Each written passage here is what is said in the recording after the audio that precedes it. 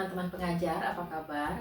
Sebentar lagi semester baru atau tahun ajaran baru akan dimulai. Di awal tahun ajaran baru biasanya ada banyak ide ya yang kita bayangkan akan kita terapkan di dalam kelas. Kadang-kadang kalau sudah kebanyakan ide, kita lupa bahwa sebuah pembelajaran yang baik adalah pembelajaran yang efektif. Oleh karena itu, di segmen belajar mengajar kali ini, saya akan berbicara tentang pembelajaran yang efektif. Sebelum membahas itu, kita akan berbicara dulu tentang definisi guru yang efektif. Artinya guru yang melaksanakan pembelajaran yang efektif itu yang seperti apa sih? Kita akan kupas ini dulu satu persatu. Ada beberapa ciri. Yang pertama adalah guru yang efektif ini adalah guru yang bisa memanfaatkan waktu dengan baik. Sebagai guru tentu kita tahu bahwa dalam satu kali pembelajaran kita harus menyiapkan terlebih dahulu rancangan pembelajarannya seperti apa. Nah, ketika kita memikirkan rancangan ini atau menyusun rancangan ini, kita harus mempertimbangkan kira-kira dengan waktu yang tersedia atau durasi yang telah ditentukan ini, apa saja kegiatan yang akan kita terapkan atau materi apa saja yang akan disampaikan, bagaimana cara menyampaikannya. Nah, jika kita bisa meramunya atau bisa merancang pembelajaran serta menerapkannya dengan maksimal sesuai dengan waktu yang tersedia, maka itu yang disebut dengan kita telah menerapkan pembelajaran yang efektif. Atau dengan kata lain, guru yang seperti ini adalah guru yang bisa menerapkan pembelajaran secara efektif. Ciri yang kedua adalah guru bisa menyajikan bahan ajar atau materi pembelajaran dengan cara yang tepat sehingga mampu memenuhi kebutuhan peserta didik. Ciri yang ketiga ini yang kadang kita lupa ya karena kesibukan dan lain sebagainya, yaitu adalah guru mampu memantau perkembangan dari hasil belajar siswa. Ini artinya kita lakukan setelah pembelajaran kita terapkan. Selain tentunya mengecek PR dan lain sebagainya, kita juga perlu melihat perkembangan siswa. Apakah siswa tersebut sudah paham dan bagaimana perkembangannya terhadap siswa tersebut, itu yang harus diperhatikan oleh guru. Ciri yang berikutnya adalah guru mampu merancang kesempatan belajar bagi siswa untuk dapat menerapkan pengalaman belajarnya sendiri.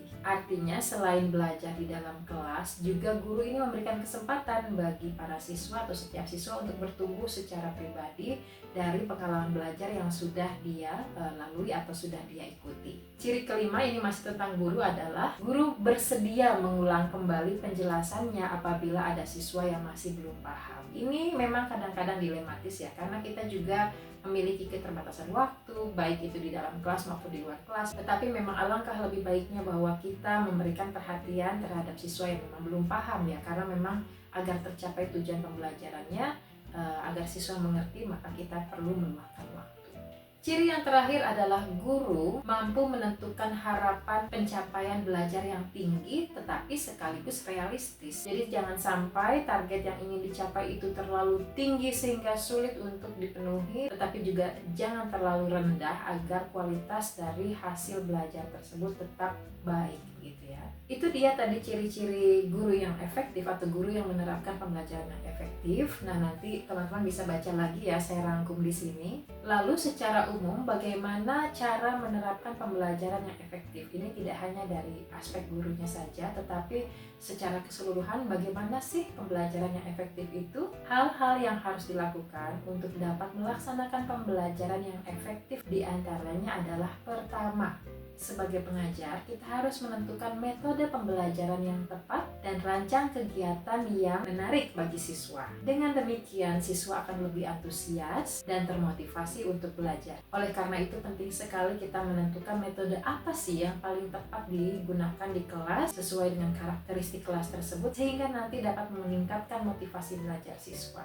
Ini berkaitan dengan poin kedua, yaitu sebaiknya kita berusaha untuk menarik perhatian siswa agar mau belajar atau agar mau termotivasi untuk belajar di kelas. Tentu saja perhatian yang dimaksud adalah perhatian untuk belajar ya, dan artinya ini berkaitan dengan kegiatan yang mungkin bisa kita terapkan di kelas. Apakah kegiatan tersebut menarik misalnya, terutama di menit-menit awal ketika kita memulai pembelajaran. Pada saat itulah sebaiknya kita benar-benar bisa memberikan kegiatan atau melaksanakan kegiatan yang benar-benar bisa membangun suasana kelas yang kondusif untuk belajar.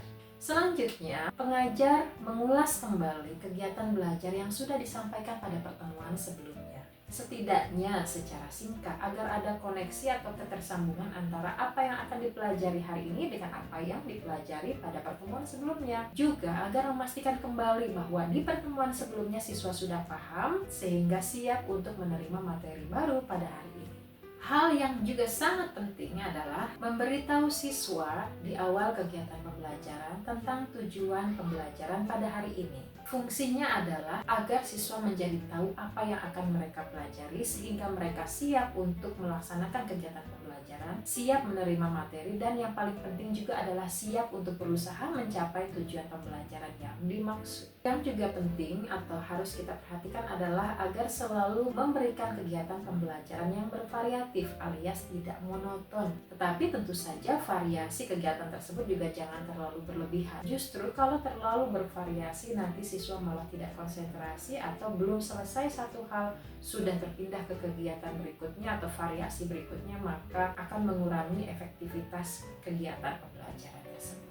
Kegiatan yang bervariasi ini juga bisa kita upayakan dari misalnya melaksanakan kegiatan pembelajaran yang tidak selalu di ruang kelas. Misalnya bisa berganti di ruang perpustakaan asal tidak mengganggu pengunjung lainnya. Kemudian juga bisa di taman sekolah atau melakukan kunjungan belajar, tentu saja melalui izin dari pihak sekolah dan tentu saja sesuai dengan tujuan kegiatan pembelajaran yang akan dicapai. Hal berikutnya yang harus diperhatikan agar pembelajaran lebih efektif adalah sampaikan materi secara langsung, secara to the point, artinya tidak bertele-tele. Ini bukan berarti bahwa ketika masuk ke kelas langsung materinya diajarkan tanpa ada kegiatan pemanasan terlebih dahulu atau tanpa adanya misalnya mengulas kembali materi yang sudah disampaikan sebelumnya ya. Bukan seperti itu maksudnya. Artinya di sini ketika kita menyampaikan materi maka gunakanlah kalimat-kalimat yang tidak bertele-tele. Karena apabila kita melaksanakan kegiatan pembelajaran secara bertele-tele, maka ini dapat mengurangi antusias siswa atau bisa membuang waktu yang ada sehingga ini membuat kegiatan pembelajaran menjadi tidak efektif. Hal berikutnya yang harus diperhatikan agar kegiatan pembelajaran menjadi lebih efektif adalah sebagai pengajar kita harus mampu melihat kemampuan siswa. Karena kemampuan peserta didik ini sebetulnya adalah cerminan bagi kita untuk dapat mengetahui atau memprediksi keberhasilan dari kegiatan pembelajaran tersebut. Dan tentunya di dalam kelas tentu kita bisa mengetahui bahwa ada siswa yang mungkin dari segi kognitif atau kemampuannya di atas rata-rata, ada yang mungkin di bawah rata-rata. Nah, setiap siswa ini perlu diperhatikan setiap kemampuan atau mungkin bahkan kekurangannya kita bisa melihat di bagian mana kelebihan siswa yang satu dan di bagian mana kelebihan siswa yang lainnya agar kita bisa mengoptimalkan setiap kemampuan tersebut sehingga setiap siswa bisa mencapai keberhasilan belajar mereka dengan cara masing-masing atau dengan kemampuan yang mereka miliki masing-masing.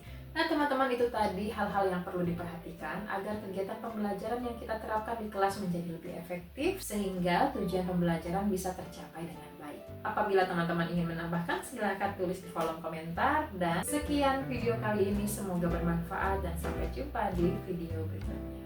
Dadah!